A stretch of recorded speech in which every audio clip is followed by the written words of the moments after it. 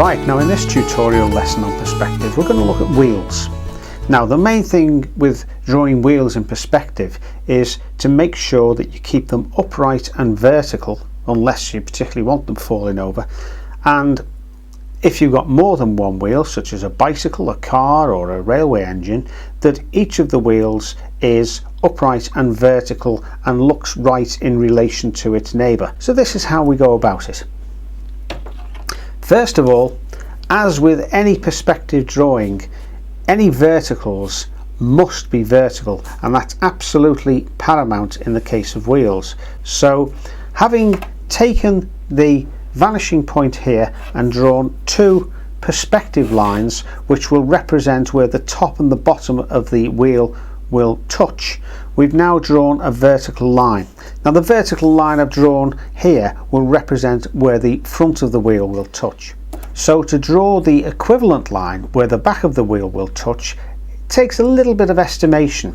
If I was to draw it here, for instance, like that, then you can see it's going to be fairly long and fat and flat. If we do it there, then it's going to be too upright and narrow. So it's a case of estimating, a little bit of trial and error, but I'm going to suggest it's around about there. So in fact what I'll do is I'll draw it just about the thickness of the ruler there, and that looks about right.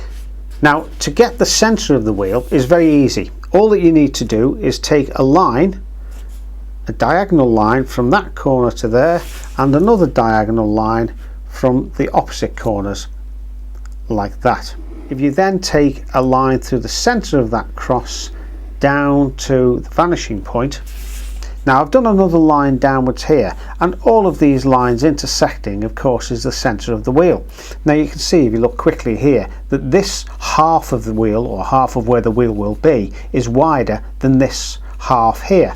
We can check that out by measuring, and that's about 5/8 of an inch for this half and nearly 7/8 of an inch for this half. All I've got to do now is to draw a semicircle, and it might be a little bit rough at first. It may take a little bit of rubbing out and adjusting, but essentially all that I'm doing is taking a quarter of a circle here to create that semicircle, and then carrying this on here. It's a slightly smaller radius because obviously this part is narrower than this part, and what you must do is carry that radius through. Don't under any circumstances draw a wheel like that, or indeed if it's the top of a ship's funnel. An ellipse does not have pointed ends like that, and a wheel doesn't have pointed ends like that. That's the accurate way to draw a wheel or an ellipse in perspective, whether, as I say, it's a coffee cup or the top of a ship's funnel or the wheel of a railway engine. If you want another wheel the same, then you simply draw it in the perspective lines, and this time I'm going to estimate that it's about there. As I said, this is a little bit of trial and error, but it looks about right. And then again we'll draw the diagonals and the vertical line. Remember, the verticals must be vertical. And here we go again, this time drawing out to the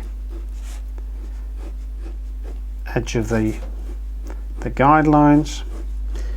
Right, now I've knocked back some of the guidelines with a pencil eraser, and you can see that they're pretty well accurate. If I was to add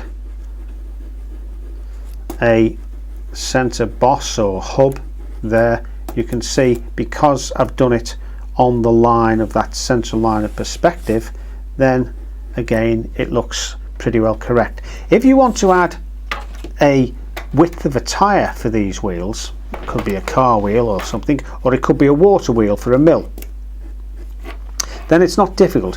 What you do this time is take a horizontal line, in other words not the perspective line. You take two horizontal lines, one top and bottom, and then you simply draw a parallel line to this oval here, trying to keep that round. It may take some adjustment, and don't be afraid to use the eraser to take out some rough edges here and there, and we'll do the same with this one. Unfortunately, we've only got the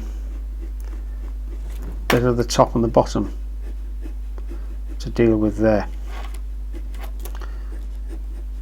like that.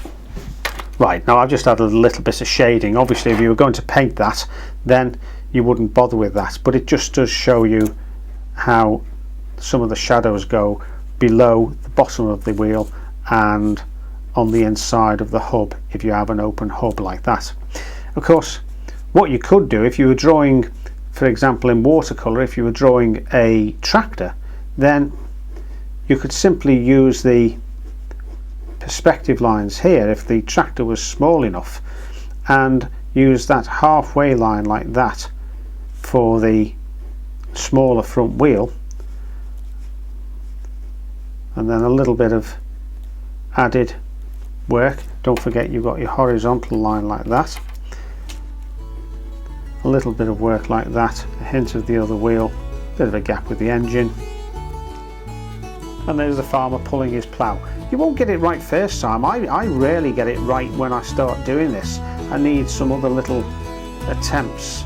You see, look, there's my attempts. They're fairly pathetic when I first start, but once I start fiddling around and adjusting them, I can get them right, and all of a sudden I've got the basis of I don't know, a lorry or a truck or whatever. Now, just fiddling around and doodling like that, you can see how easy it is and how quick it is to create wheels that look right. And if you've got a piece of junk mail, rather than throw the piece of paper away or the envelope and you're sitting around for 2 minutes killing time, then have a little go at drawing a couple of wheels and seeing how quickly you can get to creating that sort of three-dimensional accuracy so that the wheels look right and in perspective. I do this all the time, and it's something that almost becomes second nature, and I don't worry if I don't get the wheel right first time, because I know if I fiddle around with it, eventually it'll come right and look right. So there we are. Do try this. You need 2 or 3 perspective lines like that, a couple of construction lines, remembering to keep these uprights genuinely upright and vertical, but you can see it's a very quick and very easy way of creating accurate looking wheels. And if you're doing more than one wheel side by side, it's also make sure that you get each wheel sitting vertically and upright and looking correct next to its neighbour. And with a little bit of practice, you can dispense with all these crisscrosses and just deal with a couple of wheels like that, and in no time at all you'll be able to draw tractors and other things quite freely without even thinking about it. Do give it a go.